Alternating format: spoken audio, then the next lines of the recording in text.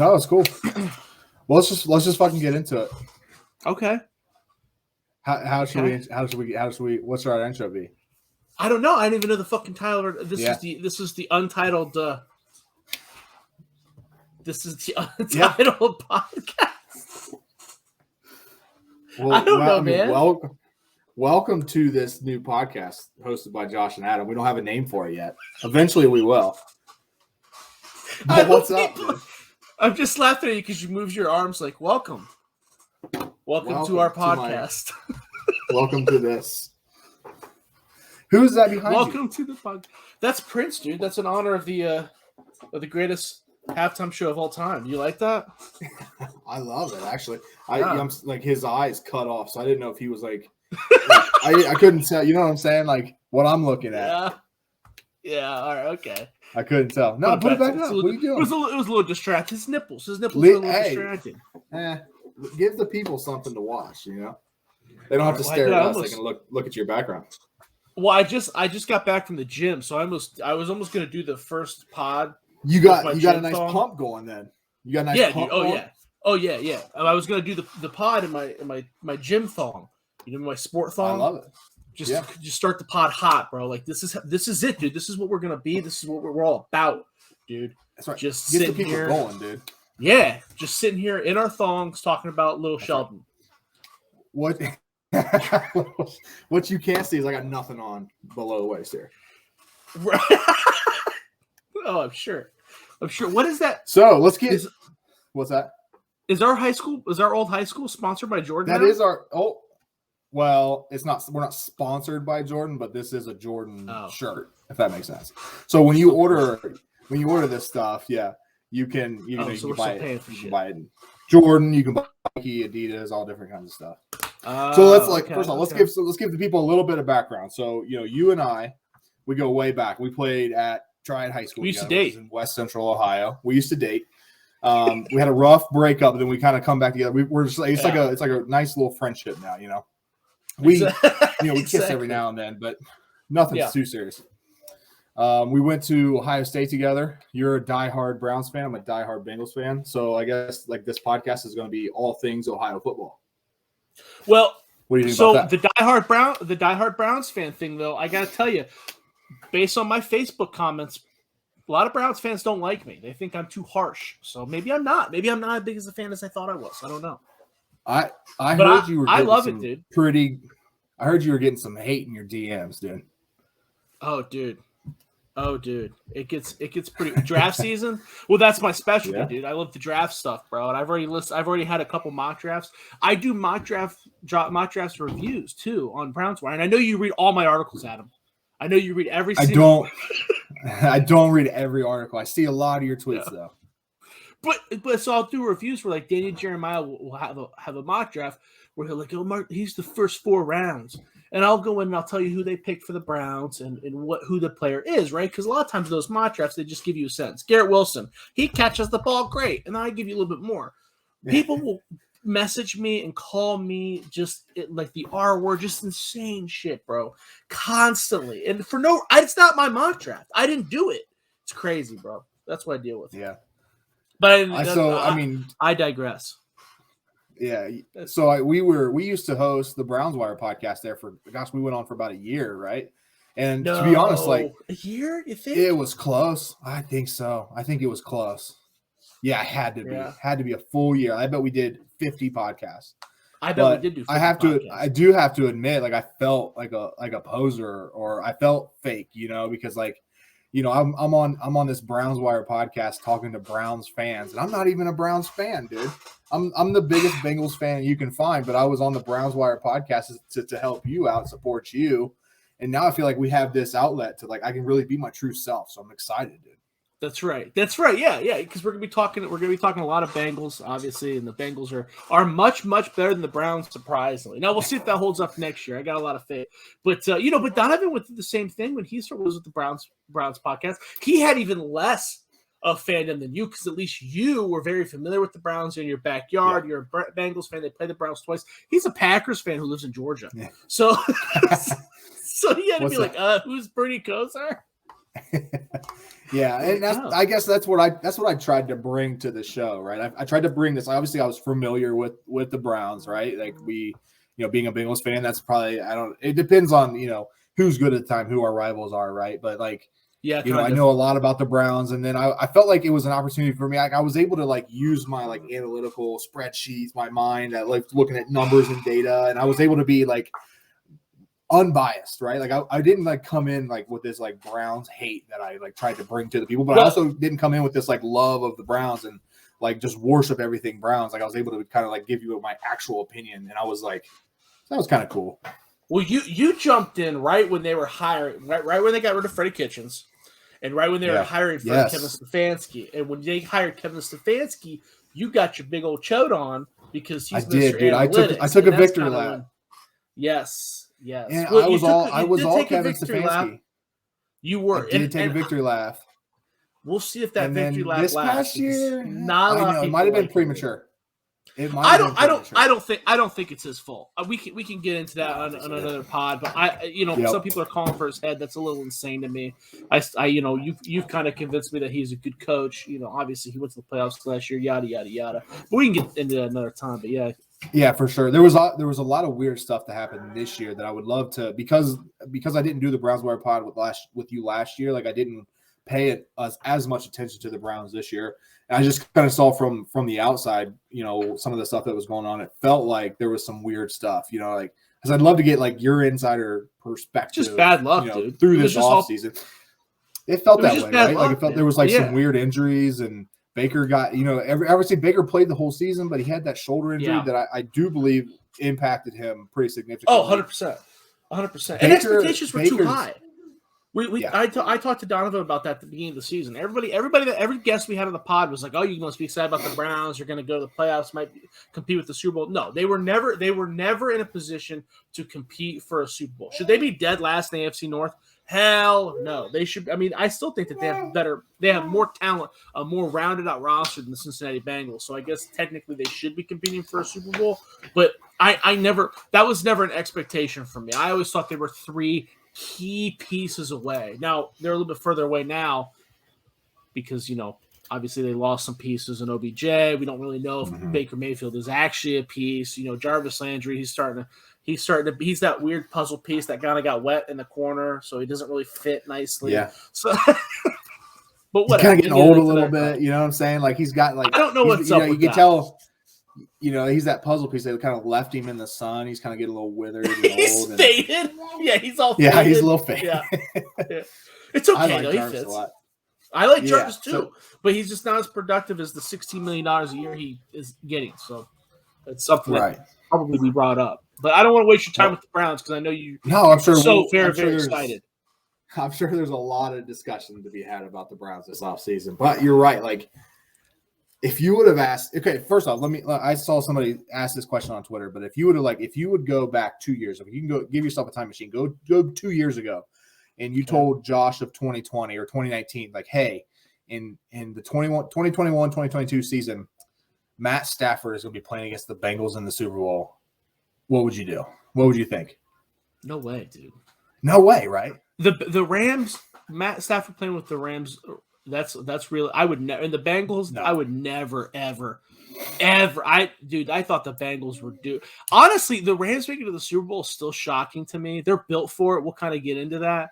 But that's not the weird part. The Bengals, though. I mean, never, dude. Never, bro. I'm with you, dude. We talked about Joe Burrow. We you and I have been friends for a while. We talked about Joe Burrow. I said Joe Burrow was special. I don't want to throw around the word generational, but his tape the last year there was very special. You and I had Tim Torch on, who also wrote with the Browns Wire. Remember when he was talking about how bad Joe Burrow was before the draft, and he said, "Well, he lost out to Dwayne Haskins," and I'm like, "Bro, that's a different Joey. That's a different." Do you remember that podcast? I do remember it well. Yeah, I remember it well. That was before the Bengals took him. I mean, I feel like this is a perfect opportunity for me, to kind of poke at you a little bit because I know you feel very passionately about this whole Dwayne Haskins getting the job over Burrow argument that the national media is kind of picking up on. Oh God, it chaps my ass, bro. But you know that you were there. That's you see that shit from Michigan writers and from national media that that don't follow Ohio State, bro. Everybody that watched Ohio State, first of all, everybody forgets that Dwayne Haskins started that. He didn't start because JT Barrett got hurt. Haskins finished that Michigan game and played out of his goddamn mind. Okay. So you already were at a disadvantage. What are you going to do? You're going to bench the dude who lit up Michigan for the guy who had the hurt hand? Because Joe Burrow had a hurt hand all that year previously. And Joe Burrow was not Dwayne Haskins. Go look at their high school tape if you want proof.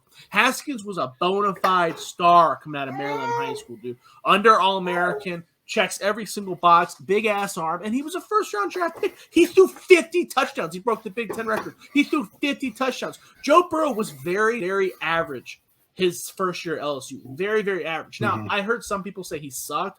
I'm not going to go that far because LSU was not good. You know, Joe Brady was still putting in, you know, there were some – Joe Burrow had a lot of help there to round it out his last year there. I don't think he sucked. I think it was just a different situation.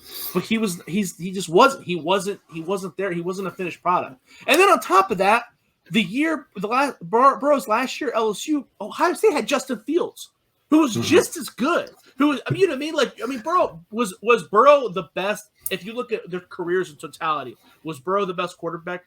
Okay, I think it's arguable, but let's say it is. But it's by like a skosh, bro. It's like a skosh over Justin Fields and a skosh over Dwayne Haskins. It's stupid. It's a stupid conversation, bro. It's dumb. It is Haskins dumb. Was good. Haskins was great, dude. Haskins was great. Here's a funny like story, and it's just kind of like, you know, how the universe can be kind of like so cruel and also so like forgiving at the same time. Is like when in 2020 or whenever it was, the Bengals had like the 16th pick, and Dwayne Haskins was still on the board or something like that. And I was like, oh my God, we're gonna get Dwayne Haskins here. And then we ended up taking who did we take Jonah Williams instead? Yeah. And I like collapsed to the floor. I was like, I cannot believe that we did not take Haskins here. But then we, you know, obviously it worked out. You know, we got the number 1 pick the next year, and we got Joe Burrow, who's you know led us to this point now. Which and Jonah Williams is a good pick.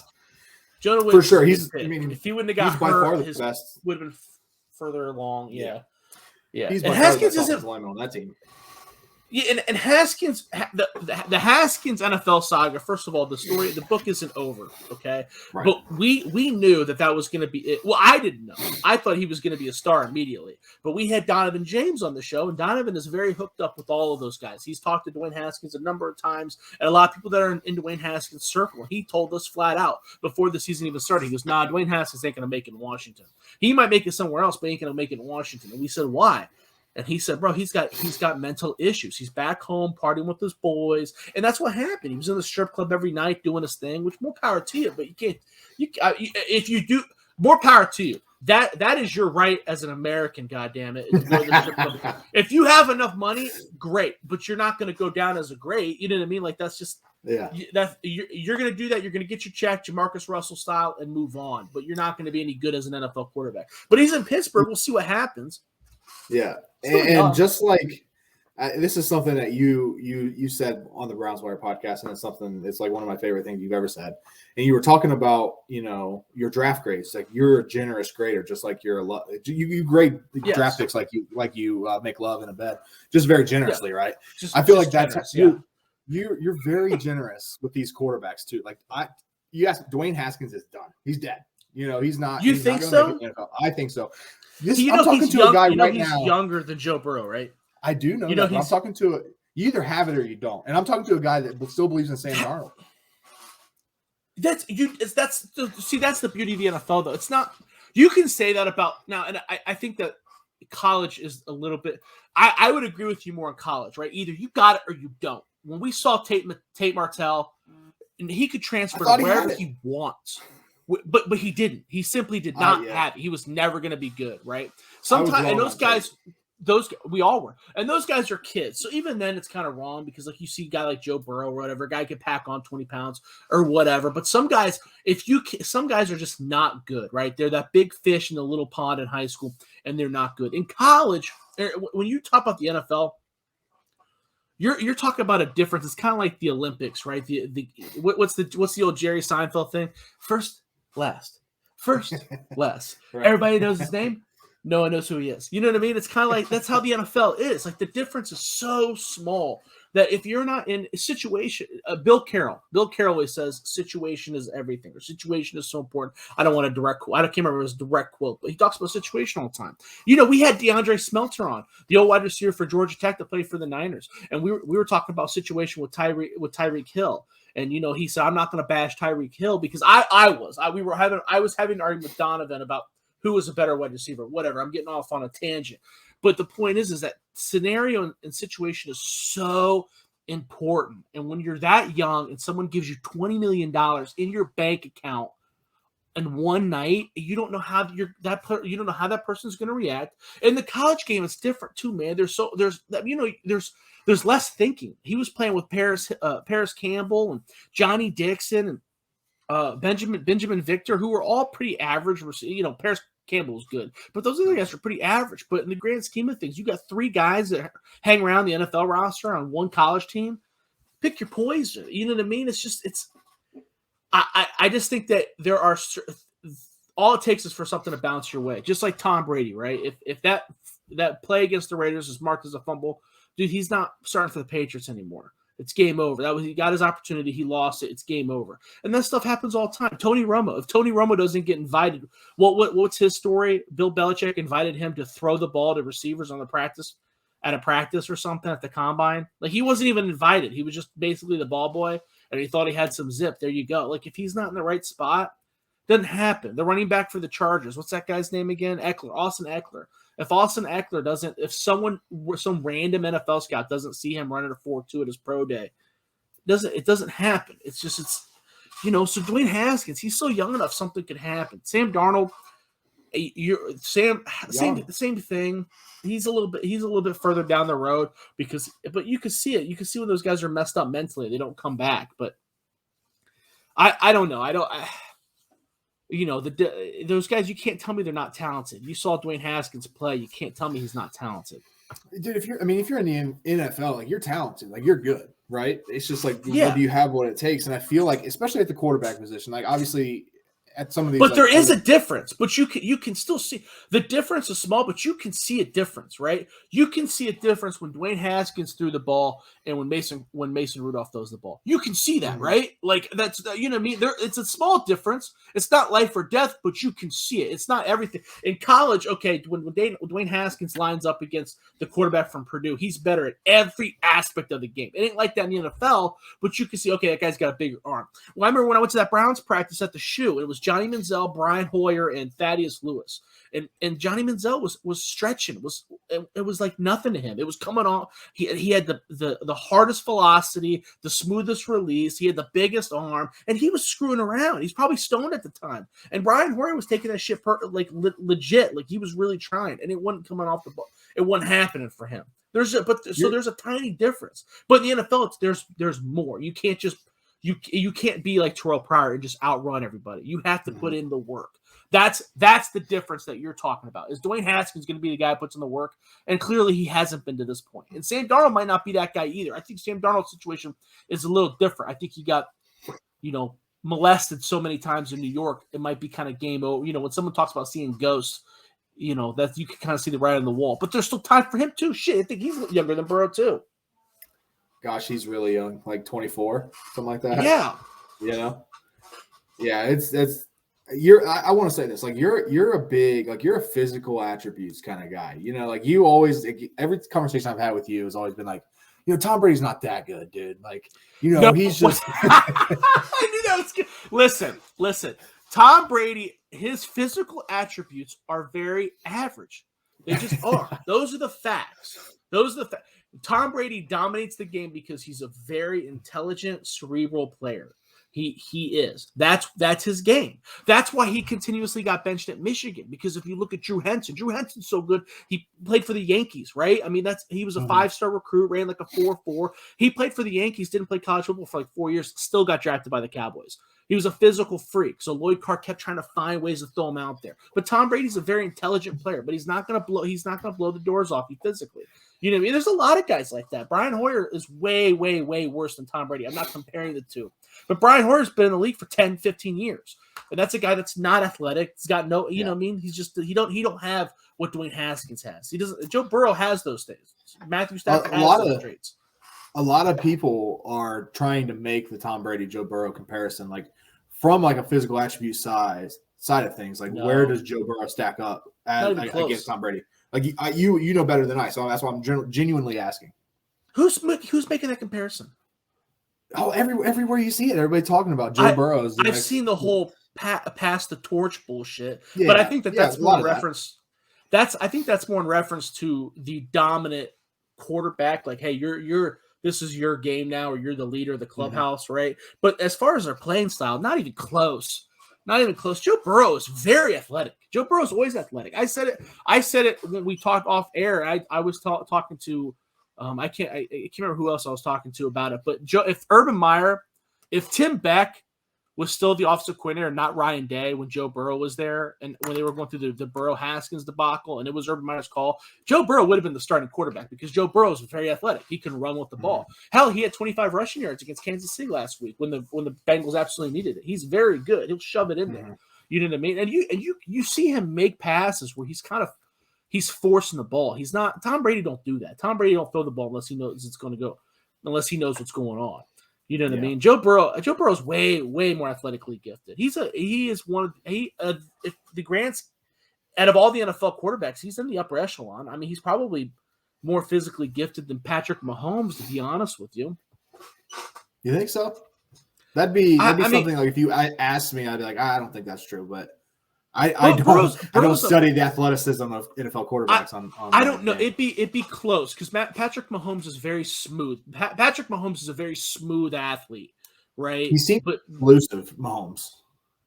I think, but I don't think that Burrow is less elusive. I think he's just built and attacks more like someone who he attacks like a guy that's I'm going to get the 3 yards. That's what I'm going to get. Mahomes attacks like the guy like. If I get 3 yards, great. If I run out of bounds, that's fine too.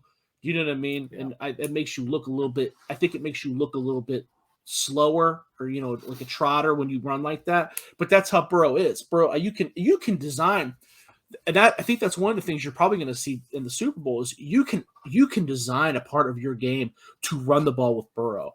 He's a little bit like Josh Allen. Josh Allen's like that too. Like, okay, hey, or if he's in a slump too, you can see the Bills do that too, where like Josh Allen throws for like less than 150 yards one week, and the next week he runs the ball 5 times for 40 yards. It's like, why'd they do that? Well, I think it's just trying to get him back in his groove. You could do that with Burrow too. Burrow is very athletic, and he doesn't have a big arm, but that was kind of overblown. I think he's got a big enough arm. It's not like, you know what I mean? How often are you throwing 50 yards down the field? Matthew Stafford does all the time, but that's like, what, 5 quarterbacks in the NFL? I don't think it's something that's necessary, but he's very accurate. He always has been. Yeah, for sure. That's something like he's like in the playoffs. He's completed like over 70% of his passes, which is outrageous, right? Like, and it's I think he's very cerebral. I think he's very intelligent. I think he's got his vision. Obviously, he understands what's going on. I don't think he forces the ball a ton. Because it seems like he's just very, very conservative and very safe. And I think there's times when in a game where other quarterbacks would take a shot downfield, but Burrow's not going to. Like, he'd rather just live to play another day. He's not going to make any stupid mistakes. He'll check the ball down. He'll find CJ Uzomah sitting in a zone somewhere just to try to move on to the next play. But I guess my mind was going to when Nick Bolton, the Chiefs linebacker Nick Bolton, dropped that pick last week. That was a little bit of that was probably Burrow's that one there. Right. That was a really bad play. Yes, for sure. Like, and there was a couple. There was a couple times last week because the stats popped out where he was pressured on 41% of his dropbacks last week. Well, if you time it out, something about I didn't write it all down, but some of it was not all the offensive line's fault. Joe Burrow had no problem holding on to the ball last week. Does he do that all the time? No, he's a very intelligent player for sure, 100%. Yeah. I'm just saying Tom Brady don't do that. That's what makes Tom Brady great. So it's funny you say that. I actually saw a stat today, and I can't remember who charted it, but it was actually Joe Burrow actually gets sacked at a higher rate than his offensive line play allows for, if that makes sense. So it's like you're right. That. He does hang on to the ball a little bit too long in some situations. Not all the time. And he kind of you're right. But he does get himself sacked when it's not necessarily all the time, if that makes sense. Yeah, for sure. I think he broke 2 sacks against Chris Jones, and I don't think he threw the ball out. I think I don't remember if he ran any yards or whatever. Sure. The one, it was 3rd and 7, and he left Chris Jones had him like wrapped up. I don't know how he got away, and then he caught him again, and Joe Burrow hit a fucking like triangle on him, and like fucking hurdled him there. Yeah, and most quarterbacks Tom Brady's thrown it out. He's thrown it out of bounds. End of the play. You know what I mean? Tom Brady's getting sacked there. Yeah. But Burrow doesn't. Burrow's great. I think I said it when Tim Torch was on. I don't like using the word generational talent, but he's great. He's one of the all-time greats. He's one of those guys. When Baker Mayfield got drafted, he was not a guy where I circled like, okay, this has got to happen. That year, I think the big generational guy was Saquon Barkley, right? But Joe Burrow, maybe Trevor Lawrence is the only quarterback that comes up in recent memory that is probably more of this guy's going to be a star than Joe Burrow. But Trevor Lawrence has been that way since he was a junior in high school. I think there was a lot of question about Joe Burrow because you mentioned with Haskins having Campbell and Victor and Johnny Dixon, like Burrow had Jamar Chase, Justin Jefferson, Clyde Edwards tight end too. Zach Moss's kid, Racing McMahon. So I mean, and Terrace Marshall Jr. Who's Clyde Edwards-Helaire. Yeah, exactly. So I mean, that's an incredible supporting cast. So I think there was a lot of questions. 100%. Him coming out, I was like, how much is this Joe Burrow? How much is this the people he's surrounded by? And I think he's answered that question. But oddly enough, Jamar Chase, Justin Jefferson, they've all come into the league and had, they both the last 2 years they were the best rookie receivers in the league. Both came from LSU. It can be both. It can be both. That's why when people are like, well, Burrow, if Ohio State would have kept Burrow, they would have went to the national championship. I don't know if that's true. I don't think that's true at all. I think that you probably look at the same results. I don't think LSU would have won the national championship, but no. I don't think it elevates Ohio State at all. Ohio State was not as good as LSU that year. LSU was very, very, very, very, very good. They were top notch. It wasn't like Georgia this year. We could kind of go back and forth about, well, this happened and that happened, and they weren't really that good. They didn't really play. You weren't stopping them. You just weren't doing it. And then they had 2 linebackers go in the first round. Well, they had 1 linebacker go in the first round. Patrick Queen. Linebacker go in the second round. Yeah. I mean, they were stacked. They were loaded. Yeah, Patrick Queen was a great team. The guy in the second round is in Cleveland. Jacob Phillips. Yeah. So, all right, we talked a lot about Burrow. So, let's get into this actual game coming up. You made a comment earlier that I kind of wanted to tie back into this. You talked about how the Browns, their roster is just pretty solid across the board. A lot of depth, for sure. The Rams seem their roster seems very top heavy, right?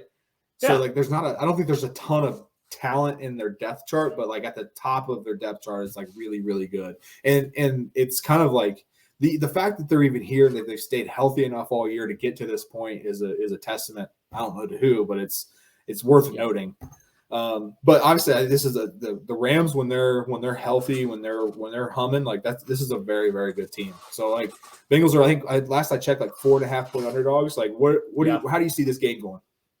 So that's an interesting thing. So at the beginning of the year, I would have said that I think that the Browns are better than the Rams, and most people would have disagreed with me. And apparently, they were right. But for the exact reasons you're talking about, the Browns are a well-developed team. They're not built to crumble based on an injury. Now that ended up being 100% wrong, but the Rams are, right. We saw when Robert Woods went down, the offense took a step down. Yes, and then they replenished it with OBJ.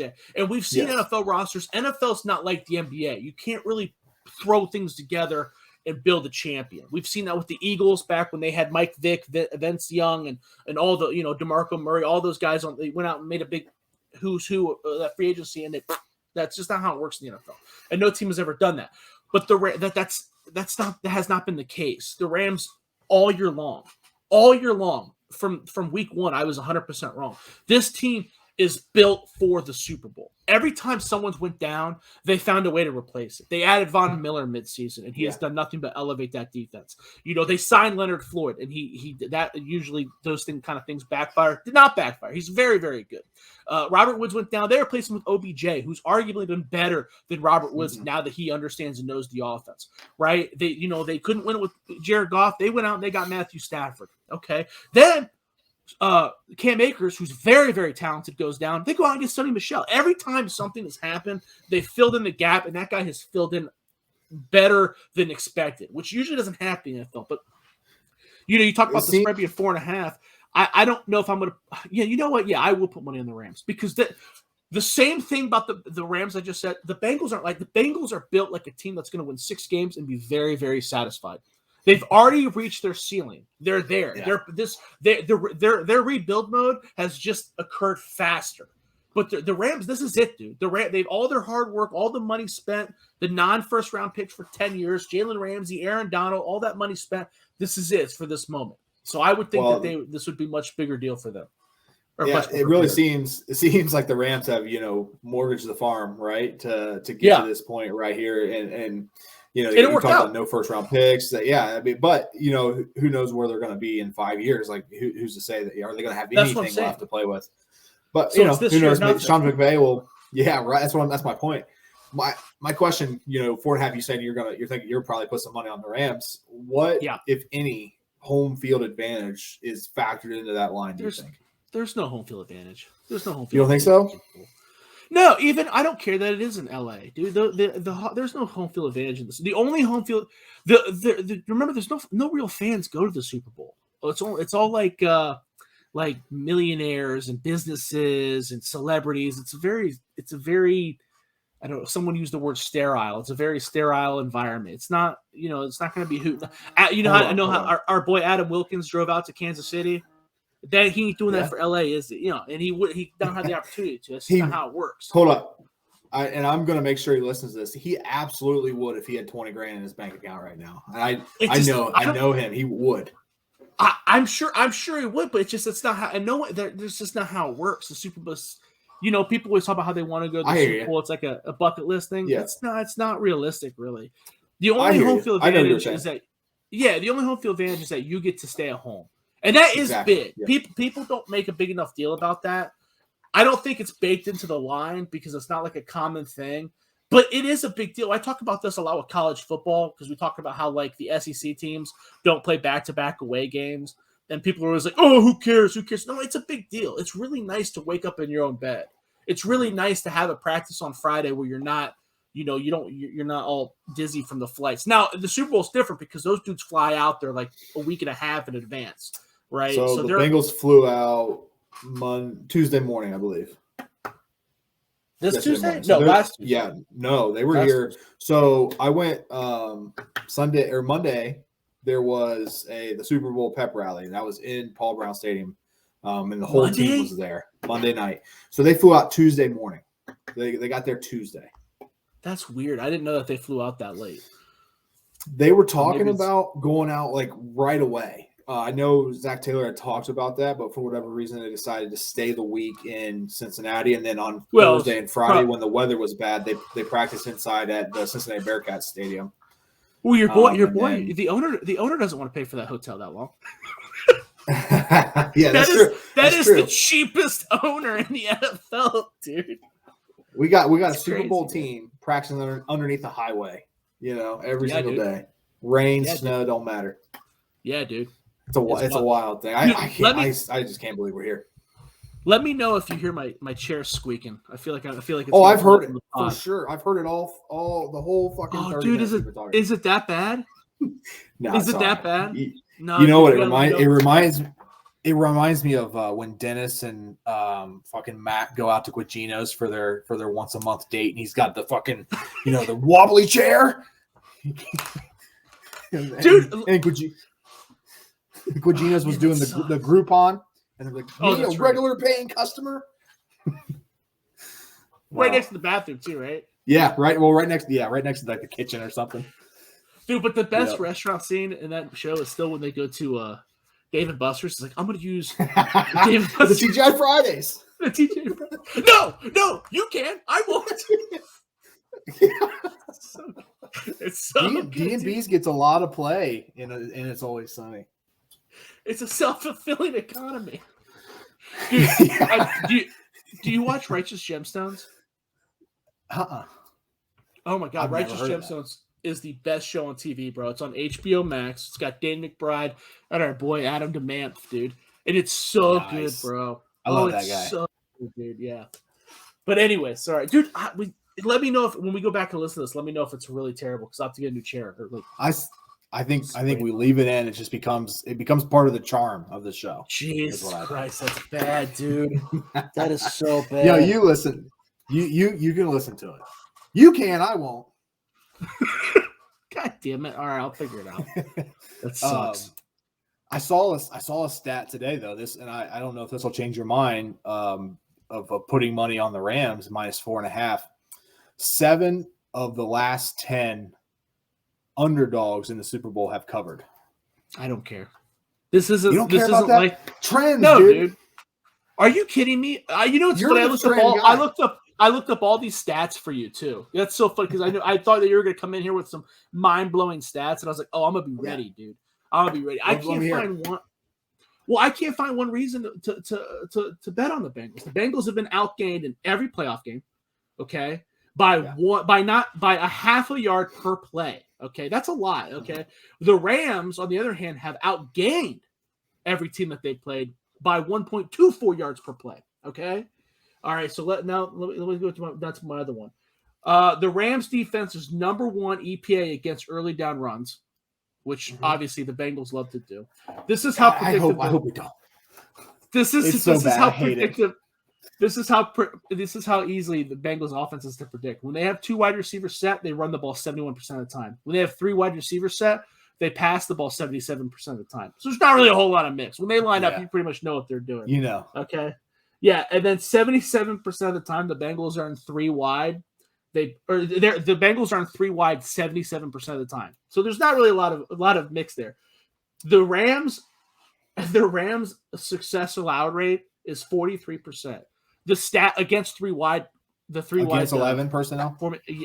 Well, no, that would be 11. Yeah, you're right. It would be 11 personnel. Yeah, that means that they've gotten 16 interceptions, only allowed 13 touchdowns, and gotten 35 sacks against a 3 wide set, which is what the Bengals run.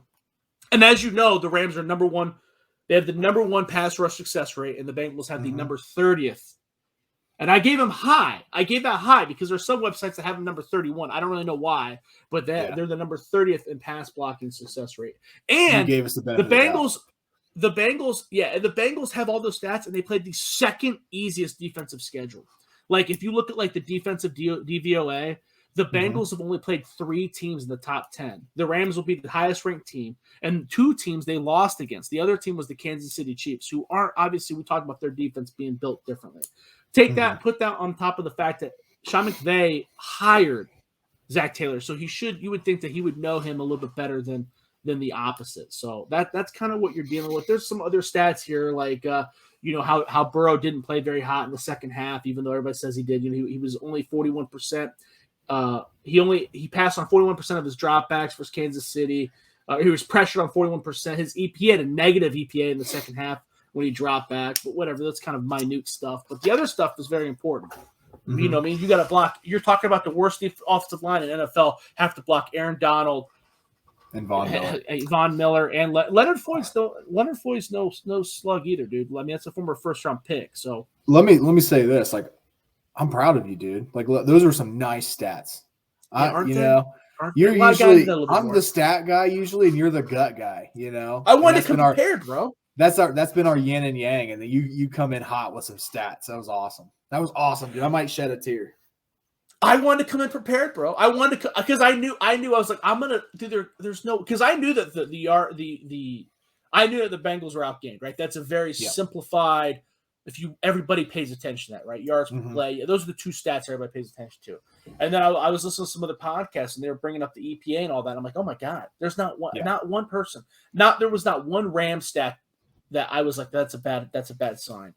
Other than Matthew Stafford struggles against the blitz, but it's like okay, but really, you can say that that was like one of the stats. I can't remember what the percentage was or whatever, but that was the one thing where I was like, oh, that's a negative towards the Rams, but it wasn't even enough for me to even care because it's like okay, well, someone's got to get to them, right? And the Bengals, their success rate of pass rushing is like I think they're like 25th or something. Yeah, it's pretty low. I mean, yeah. So as surprising it is because Trey Henderson has like 17 sacks or something like that. Sam Hubbard's the most in franchise history. Yeah. But they don't like DJ Reader seems to be pretty solid against the run, but he's not like a big time, like he's not like Aaron Donald rushing the passer, right? Like you have like, we've talked about this before, like you have this dichotomy of like interior defensive linemen. Like you can either be a really good against the run or you're really good rushing the passer, and rarely are you both. Aaron Donald is like that only person that I can think of that's both really good against the run and rushing the passer. The Bosa brothers. But there's a couple out there. Those are but I know not your interior. Yeah. Guys. That's fair. I know. Yeah, because those the interior pass rushers have that elite first step, that acceleration, they blow by you, that one gap, and then the run stuffers are so huge. The whole idea is you can't move me. I'm a fire hydrant. Right. But I know what you're saying. So like the Chiefs, because some of those stats, the pass rushing success stats are a little awkward. Okay, and they're awkward because they rate you based off of whether or not you beat the offensive lineman in front of you. Okay, that's cool. That's a good thing. But like the Chiefs, I don't think like they're in the bottom half of the NFL of like actual sacks. I don't think they're that high in actual stats. They don't finish it when they reach you. But the Bengals are the opposite. They don't get there very often, but when they do, they finish the job, right? Yeah. So that is something to monitor. I don't think it's enough. And the Rams don't have a bad offensive line. Plus, honestly, if I'm the Bengals anyways, I'm not blitzing. I know that they say that, Matthew Stafford struggles against the blitz. I'm not blitzing. I'm trying to back up in coverage as much as I can because I don't know who you're going to have. Eli Apple has been very, very lucky this postseason. Von Bell has had a really wonderful postseason. I don't know if Tyler Higbee's going to play or not. I don't know what their game plan is to cover those guys. I mean, Cooper Kupp pretty much does whatever he wants, whenever he wants. OBJ is definitely caught on. I mean, those are two guys where I might consider betting. I mean, I guess I don't know what the numbers are because they're probably a high, so high. I'd probably take the under at this point. But those are two guys I expect to get a lot of looks. And Matthew Stafford likes to go deep, and the Bengals will allow a deep ball. They will allow a deep ball. So I don't know. But then the Rams can also run the ball. They haven't been pathetic running the ball. They've been rough the last couple of weeks, but that's because the teams that they played have been phenomenal against the run, and Cam Akers has been hurt. With 2 weeks rest, that guy might be explosive again. It's hard to tell. But, Sony Michel's been solid too. And Darrell Henderson, the announcement just came out that he's going to play. He's no slouch either. So we'll see what happens. But they just I don't know what you do. As a defense, I don't know what you do. I agree. And so what happened in that Chiefs game, I think a lot of people talk about, Patrick Mahomes didn't play well in the second half. That's obvious, right? He did not. I don't think anybody should, say that that's not true. But the Bengals also went to like the 45% of the plays in the second half against the Chiefs. They dropped 8 into coverage. They did. And I don't know why the Chiefs kind of went away from the run game. Jerick McKinnon was really successful early on in that game of actually being able to run the ball on the Bengals. So I'm curious to know. I felt like they ran the ball too much. They were still hammering. But they were. Yeah, I don't know. I feel like they went away from it, and I don't know why. And I guess I should look and know for sure. I don't think if Patrick Mahomes, there was only. It's not like it's funny because he's so good that when we say he collapsed, it's like he threw like 3 bad passes. Do you know what I mean? It's like I don't. It's 50-50, right? If Joe Burrow, if Nick Bolton catches that pass that Joe Burrow threw, we could be talking about Joe Burrow collapsing like that. You know what I mean? Like I don't know. I think they ran it too much. But that's another indication. Jerick McKinnon had a solid game against the Bengals, and that dude hasn't been in the NFL. He wasn't in the NFL the first 8 weeks of the season. You know what I mean? Like, and I like Jerick McKinnon. I know. I like Jerick McKinnon, but it's like, I guess that's my question for the Bengals defense is like, can they drop enough in coverage to kind of take away Kupp and OBJ and still stop the run? No. That'll be the question. I don't think so either. So I don't know what the answer is. The only way the Bengals can win is if there's some kind of magic to what Joe Burrow is really good, and they're pulling it out of their ass. That's all it comes down to. It's football, man. On any given Sunday, I bet against the Bengals the last 2 weeks. I bet against the Bengals and against the Titans. They didn't beat the Titans. We just talked about. I'll give the Bengals the win against the Raiders because the Raiders were not that good.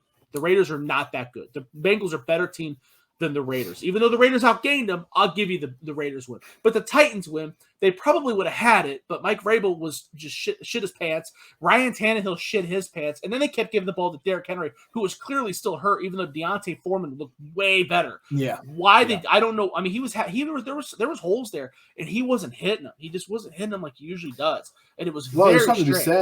There's something to be said, like if you're a running back and like what it's all about vision, right? It's all about seeing the hole, and that's got to be something that comes on with repetition. So if he hasn't played for 8 weeks and he's not getting those actual live reps, like that's got to be something I would think that takes time to kind of pick back up on. I think it was less him seeing. I don't know. Maybe he was a slow processor. To me, it looked like the holes were very obvious, and he was just too slow to explode through. He's a very Derrick Henry, for as big as he is, he's a very, very explosive runner. He hits the hole, and he hits the hole hard, and he hits the hole fast. Yeah. And he was not doing that Sunday. I hope he's not done, because it was scary watching it, because it was like, oh no, this is not the Derrick Henry I know and love when Deontay Foreman's playing better than you. And they kept doing it. I don't know what the thought process was. And then we talked about Patrick Mahomes having a meltdown, and I thought they ran the ball too much. You're going to run the ball with Jerick McKinnon. You got Patrick Mahomes, Tyreek Hill, and Travis Kelce. You're going to run the ball. Jerick McKinnon was in the NFL for the first 7 weeks of the season. What are you doing? What are you doing? It didn't make any sense. And they collapsed. They were still up by, what was it, 2 touchdowns, 3 touchdowns, and they just collapsed. It's like, dude, that's why Eric Bieniemy ain't getting a job. God damn. What the hell happened, bro? You know what I mean? Yeah. Like, how many times in a row can that possibly happen? It might happen. Maybe the Bengals got something special. It might. But how many times can that happen in the row? And Zach Taylor, I don't think I thought Zach Taylor was a really bad hire. I truly did. Okay. But I don't think he's as bad as everybody else acts like he is. There's a contingent online that's very analytical based. I know you've seen it, that talk about Zach Taylor being a pathetic coach. And a lot of that was because of the predictive stats that I talked about, right? Like, okay, you know what he's going to do, he's going to do it. Yeah, I don't think it's his style, he runs a lot on the early downs. When he lines up, you know what he's going to do. He's very vanilla. Yeah. But with that said, I don't necessarily know if that's all a bad thing, because what he does typically works. He sticks to what works, right? Like, okay, he does make adjustments. Does he run the... So I don't know. I think he gets shit on a little too much, and that might play into some of it. But I don't. It's got to be a miracle, man. People forget that Zach Taylor was the odds-on leading favorite to be the first coach to get fired in this year at one point in this season. And then to parlay that into a Super Bowl appearance, I mean, I think there's something to be said about that. And one thing, I know that I disagree with some of his play calling tendencies. Like I hate how much we run the ball in early downs. I think Joe Burrow is like it's all the time, dude. Like why? I mean, why do we have to consistently give ourselves second and long? Why? I don't get it. So I don't know. I'd be interested to see if he kind of tries to break some tendencies. I hope it wouldn't be bad. It wouldn't be bad to do that, like, because the Browns do that a lot too. I'm not shitting on running it early. Okay, you can do that, but Joe Mixon has not been efficient at all, right? And so, and I don't think it's Joe Mixon's fault. I think a lot of that's on the offensive line. I think a lot of it's on the offensive line, right? They know what you're going to do, and the offensive line isn't manhandling anybody, and there's a lot of different variables that lead me to believe that he probably should do something else on first down. And then he doesn't run the ball to Samaje Perine. So now he trots Samaje Perine out. Okay, well, it's going to be pass. It's like, okay, you know what I mean? It's like, dude, I know, even if you think he sucks, you got to mix it up. You know what I mean? Like, it's got to be a miracle. You see this stuff before. You've seen it before, right? Where teams that shouldn't win. You know what I mean? Like, or that luck streak happens, but that's not what you bet on, right? You're the one that told me that. You don't bet on that. You bet against the grain. If it's unlikely to happen, it's probably not going to happen. Right? Yeah, absolutely. Yeah. So the public is usually wrong, right? Vegas wasn't built on winners. So like the public is usually not the direction you want to go. So, I guess it'd be interesting to like 4.5. Like, I don't know if that number surprised me. I don't know if I expected it to be a little higher, to be honest. Like we were 4-point underdogs to Tennessee. We were 7.5 point underdogs to Kansas City. I don't know. I don't know what's going to happen. I don't know what to expect. I was telling somebody this the other day, like when we made it to the playoffs, like that Raiders game, like I was so fucking nervous, dude. Like I was like, are we going to lose again? Like how many times I've watched like 6 or 7 Bengals first round playoff losses. in my lifetime. And I was like, I don't want to do this again. Like I was so fucking nervous. And then when they finally won, it was like this huge like sigh of relief. Like, oh my God, they did it. Yeah, they finally won a game. So that Tennessee game, I was like, this is a fucking party, dude. Like we're here. We're not supposed to be here. Let's just fucking enjoy this shit. And then when they won, and then you're like, oh, we're in the AFC Championship game. Like, dude, if we fucking win, we're going to Super Bowl. Then I'm like really fucking nervous. I'm like, oh my God, dude. And then now that we're here, I'm like, we're playing with house money. You know, I was like, we're not supposed to fucking be here. Like, I'm just going to enjoy it. Like, regardless of what happens, like, I'm going to enjoy them being there. Like, because there's been times like I'll just catch myself. I'm like, I can't fucking believe that the Bengals are in the Super Bowl, dude. It's wild. Unbelievable. If that's how you feel, and that's my point, right? It's like you don't want to be when you're betting on games, when you have actual money. Yeah. You don't want to be a prisoner of the moment, right?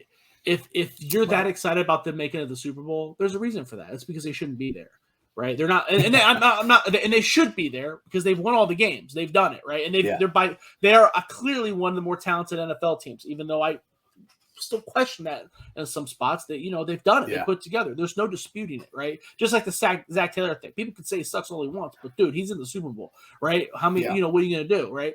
But that's not what you put your money on, right? I would rather put my money on the team that was expected to go there in August, in July, in June, that did it and then added more pieces to continue to go to the Super Bowl, right? One team, if they don't win the Super Bowl, they're going to be talked about as here. If the Bengals lose, they're still going to be talked about as a Super Bowl favorite, as a dynasty. If the Rams lose, it's going to be a failure. The season's a failure. Guys are going to leave. They can't hold the team together. This is it, man. And Sean McVay was in the Super Bowl, and he blew it. They blew it. You know what I mean? That's going to weigh on him too. And he's a good coach. Sean McVay is a good coach, right? So, I don't think there's any argument there. The Zach Taylor thing, there's argument. Sean McVay, everybody knows he's a good coach. He knows what he's doing. Then he beat the Niners. He beat the Niners last week. The Niners beat him what, 6 times in a row? That was a big weight off his back. Like that was it. That was his, I wouldn't bet against him. As weird as it sounds, like I found myself rooting for the 49ers last week. And then I had to question myself, like, why am I rooting for the 49ers? Like, it's arguable, like, if the 49ers would have won, that means they would have beaten the Rams 3 times this year. Yeah. They would have swept the Rams. And but in my mind, I'm like, oh, I'd still rather play the 49ers. But like, it's obvious if you can beat a team 3 times in 1 year that you're the better fucking team, right? Like, so I don't know why I was like, I want the 49ers. That's why I have some, yeah, I don't know. It's hard to beat it. It's hard to beat. I think the Niners were the better team. I think it's hard to beat a team 3 times in a row. And I do think that the Bengals should be happy if they're playing the Rams. I don't know why, because they just said the Rams are going to smoke their ass. But I think that I would bet the over on whatever the sack number was if they were playing the Niners. Nick Bosa on Isaiah Prince, dude, that's goddamn how. That's you want to talk about house money? Take a paycheck, bro. Like that's just dude, insane. Like this is supposed to be somewhat of an Ohio State podcast too. So like you're slandering an Ohio State offensive lineman right now, and Isaiah Prince. No, so, he's watch your tone. He's very solid for what he's doing. That's the thing. He wasn't supposed to be here, right? Maybe with another year of seasoning or whatever, but he was kind of thrown into the spotlight. That was a dude that wasn't supposed to play. You know what I mean? And we saw him get ragdolled a little bit. It's not his fault. He ain't the only one. Everybody on that Bengals offensive line has seen a bad day or two. So, I don't want to keep bashing on Isaiah Prince. It's just that is the weakest unit, and he is the weakest link. And I think that he's very young, and it ain't like Bobby Hart. I'm not going in on him with Bobby Hart. Bobby Hart.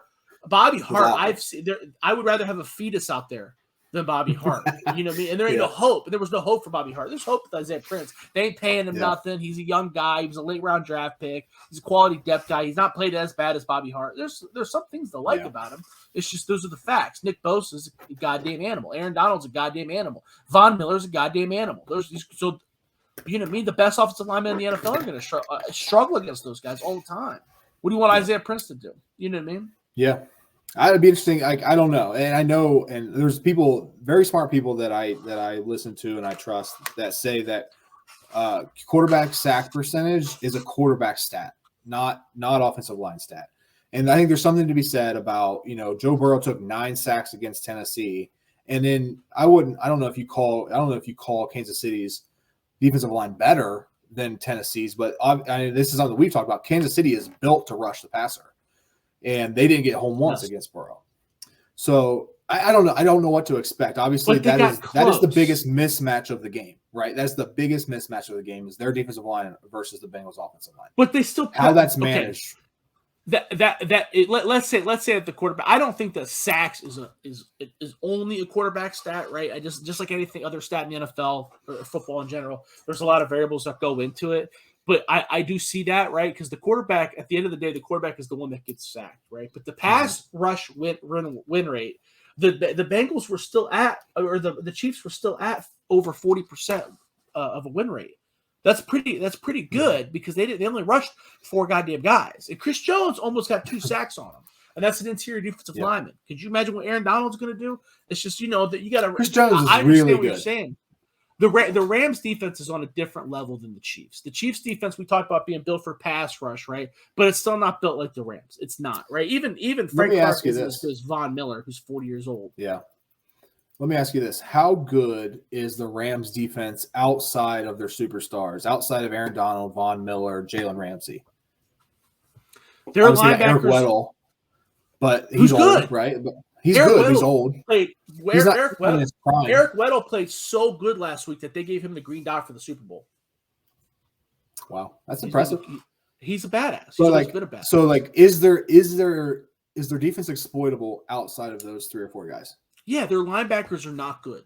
So CJ Azuma, his health is gonna be very vital, right? Because if that's what the Bengals are gonna try to do, they're gonna. If I were the head coach of the Bengals, I'm trying to throw the ball as quickly as possible over the middle. So it's gonna be the Azuma Boyd show, right? Assuming that Jalen Ramsey is gonna line up 1-on-1 with Chase and follow his ass around, right? So you got the linebackers that aren't very good, and then you got who's the other cornerback over for the Rams? The kid from UAB, Darius Williams, I think is his name. He's like 5'8", 5'9", right? So he's going to, and arguably he could be against T. Higgins, who's 6'4", 6'5". So yes, so that could be an issue too. But Eric Weddle's great on the back end. I know he's 40 years old, but he is great. He played every snap against the Chiefs, and he's calling the defensive plays. And you got to get to him. Joe Burrow's got to get rid of the ball. So here's an interesting prop bet for you. It's gonna be hard. Here's an interesting prop bet: Tyler Boyd over receiving yards. What do you think? What's the number? I can look it up. I don't think I bet on it. You don't think so? Zach Taylor's play calling is too consistent for me. It's too predictable for me to bet on that. I would be more likely to bet on the Rams receivers and running backs going over. Plus, if Azuma plays, that's going to be who they go to, and I wouldn't bet on that either because I don't know who's going to. Yeah. I don't know he's going to play. Yeah, I wouldn't bet on the Tyler Boyd over. Why is it not showing his receiving yards? Give me a second. I'll find it. This makes for great radio. It's great radio. I just wouldn't do it. There's you got that means you're betting on the Bengals to be successful at some point in the game, and I'm not willing to do that. The only Bengals stat I would be willing to bet on is Joe Burrow's passing yardage, right? Because I'm assuming that they're going to. That would be the only one I would consider because I'm assuming the Rams are going to beat that ass and they're going to throw it. He's going to throw it up. Yeah, I'm hoping that we break tendencies. Honestly, and this is what Zach Taylor did do this in the second half of the season when we were kind of in desperation of making the playoffs. He just kind of gave the keys to Joe Burrow and said, "Hey, we're going 5 wide. We're going we're going to pass the ball 60, 70, 80% of the time, and we're just going to." And I hope they do that. I think that's what you're going to have to do. That's what you're going to have to do. And even then, you have to hope that the defense gets no pressure on him. He's got to get rid of the ball in 2 seconds. You know what I mean? I don't know. I wouldn't bet on it. But yeah, I would consider the Joe Burrow over. I would consider the Joe Mixon total yards over. I would assume that you could dump it off to him a couple times if you're doing a quick game, right? He's not terrible out of the backfield as a receiver. I don't know what his rushing yards total is, but I would assume you might be able to bet the over on that because it would not surprise me if Zach Taylor comes out trying to run the ball. I don't know if Samaje Perine has any totals, but he might be a good over for receiving yards. I mean, he might, get in there a couple times. He wasn't terrible the last couple weeks, but those would really be the only Bengals ones I could see glancing at. But even then, probably not. Yep. All right. Plus, the window to take those things. Props. The window to take a lot of those bets is probably past too, because I know that the Cooper Kupp and the Odell Beckham totals have gone up, and I know that the Cam Akers total for rushing yards has gone up as well. So Sony Michel might be one to take an over. I'm assuming that Cam Akers isn't going to be 100% healthy. So Sony Michel's been very good. So whatever his total yards, the over on that might be a nice bet. I'm assuming it's low. Mm-hmm.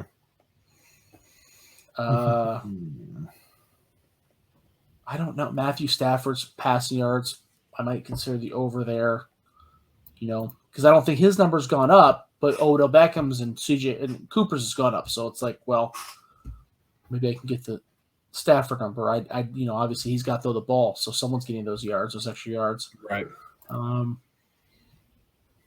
It'd be interesting to see the quarterback rushing numbers too. Those are always really low in the Super Bowl, like 5 or 7 yards. It's the Super Bowl too. So a guy like Matthew Stafford, his rushing number is probably like 2. So Tyler Boyd's receiving prop is only 39.5. Yeah, I'm not doing that. Dude, I think that's like a lock over. He's got that mean that you're okay. So let's say he averages 10 yards of reception. He's got to get 4 balls. Yeah, I think for sure. Especially if you think about how the Rams are going to attack the Bengals offense. Like he's the logical guy, right? Like they're not going to be able to go downfield to Higgins and Chase as much. Like there are going to be having to dump off more because of the pressure that the Rams are. What about Mixon? What's Mixon's number?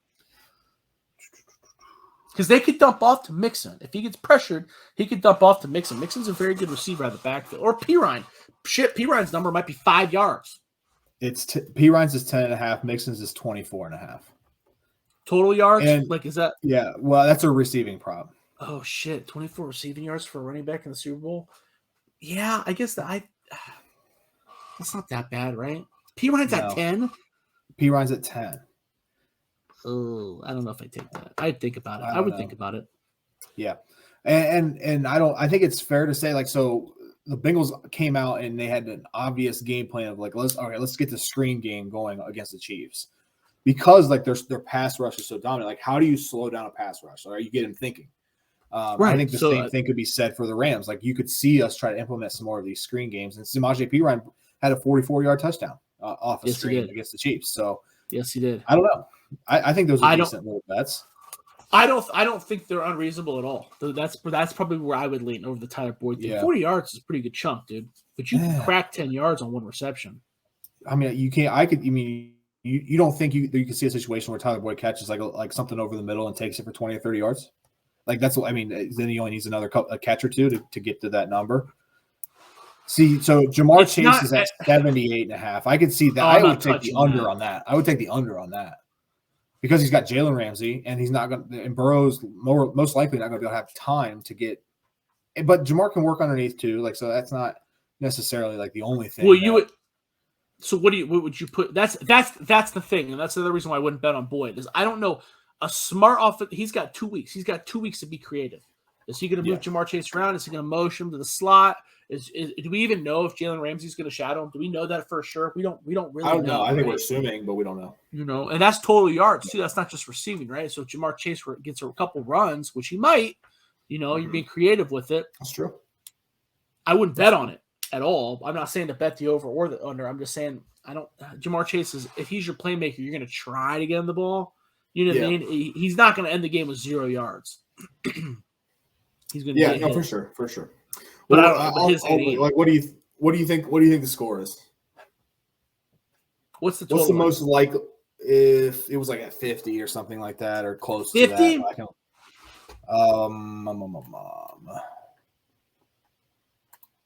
Let me see if I can. It's at 48.5. So I think it opened around 50. I'll go. So you're going under. Okay. I'm assuming both teams are going to start out slow, just like every Super Bowl. Isn't that how every Super Bowl goes? Yeah. Heads or tails? What do you think the coin toss is going to be? Tails never fails, bro. Tails never fails. Unless heads pops up. Exactly. Except for when it does. Yes, that's where I go. What'd you take? You took the over or the under? I'm taking the over. Here's my thinking. I for whatever reason, like I have this feeling that the Bengals offense is going to click. And the reason I say that is like I feel like if you've watched those playoff games, like they've been able to move the ball quite a bit. They've not had these big chunk plays that we've seen earlier in the year. And Evan McPherson has kicked 4 field goals in each of the 3 playoff games leading to the Super Bowl. I think there's a lot of missed opportunity that the Bengals offense haven't capitalized on, and it just seems like if it's ever going to happen, like now's the time. So I think I can see this is like, and I say this, and I know you're going to laugh at me, but like I could see like a scenario, like a 25% chance scenario that Joe Burrow throws for like 5 touchdowns. I'm not gonna laugh at you. I'm thinking that if they're gonna win, I'm thinking that would have to be his stat line. So I'm not gonna laugh. I think so too. That's my thought. I think the Bengals come out. You're attributing those Super Bowls as touchdowns, though, and I don't know if that's what I would. I don't know if that's where I think you go wrong. This is a pure like gut feeling for me after having watched every single Bengals game this year. Kind of have gotten used to like the ebbs and flow of this team. It feels like they're due on the offensive side of the ball. And how can you possibly see? That's where I'm going to laugh at you. The Bengals are not due for anything. We just talked about how, if anything, they're past due, bro. They're past due. They won 3 games in a row without outgaining the other team. How does that happen? Here's my point. Because they're not scoring touchdowns. Okay, so like they scored 26 points. They scored 2 touchdowns the first game, 4 field goals. The second game they scored 19, so 1 touchdown and 4 field goals, and then 27 points, 2 touchdowns plus a extra plus a 2-point conversion, and then 4 field goals. Like they're moving the ball and they're just stalling in these places where they have to. So like if you think about it, like they scored 5 times against the Raiders, 4 times against the Titans, and then 6 times against the Chiefs. So like they're scoring a lot. They're just not converting. In all those games, the other team had more yards. This would be the best offense and defense that they've played. So now you're wanting them to you're assuming they're going to put it all together against the best team that they played, not just on one side of the ball, on both sides of the ball, taking into consideration that they got lucky the first 3 games. This game kind of reminds me of Michigan State playing Ohio State. Is what it kind of reminds me. Like in 15? Michigan State, huh? When this year, or like back in like this year. This year, okay. When Michigan State came into Michigan State came in like, oh, they might win.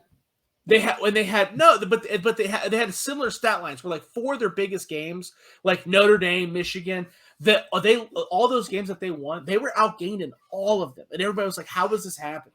How is this happening?" Yeah. And then they just ran into a goddamn buzzsaw.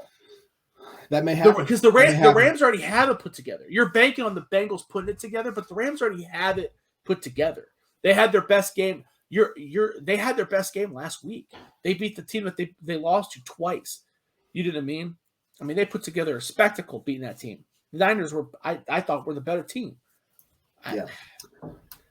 I'm like I said, I'm not trying to justify it with any numbers. Like I just feel it's a gut thing for me. Like it's just what I feel. Ooh, right? You like, biased, bro. I'm a hopeless romantic here, dude. Like I'm just feeling. I'm feeling something special out of biased, bro. You're biased, dude. Well, we'll discuss next week what happens. I'll tell you what. We'll see who's right. I'll say it right here. I don't think that the Bengals win the AFC North next year. I don't think that's a crazy thing to say with how good the AFC North is, right? I mean, the Browns, I think they're going to come back and be better next year. The Ravens, when they get Lamar Jackson, like that's a good team. The Steelers may suck. Yeah, the Steelers may suck, but I don't know. That's good too. There's a lot of variables. I wasn't thinking of when I made that comment. I was not thinking of the Steelers by no means. But there are still some pieces to a championship team there. They're just not at quarterback. Yep. All right, man. Well, let's wrap it up. We've been going on for about an hour. I think the Bengals are going to win. You think they're going to get fucking blown out? No, I didn't say that. I'm going to put money on the Rams. Yep. I hope you do, because you've been good luck so far, right? Huh? You know, you've been good luck for us so far. No shit, dude. No shit. I'm due. I'm due. You want to talk about people being due? It's me. I'm due. God damn. I think the Bengals are due. What? Yeah. You think they're due. They're so due. Well, man, hey, I think that was a good like inaugural episode of this nameless podcast that we've conjured together. So we'll definitely figure out a name by next week, and then maybe we'll ask some of our friends if they got any opinion on. Tell people like what was your idea? What was your idea for a name? What was my idea? I don't even remember. I think it was White Men Are Rapists, a football podcast.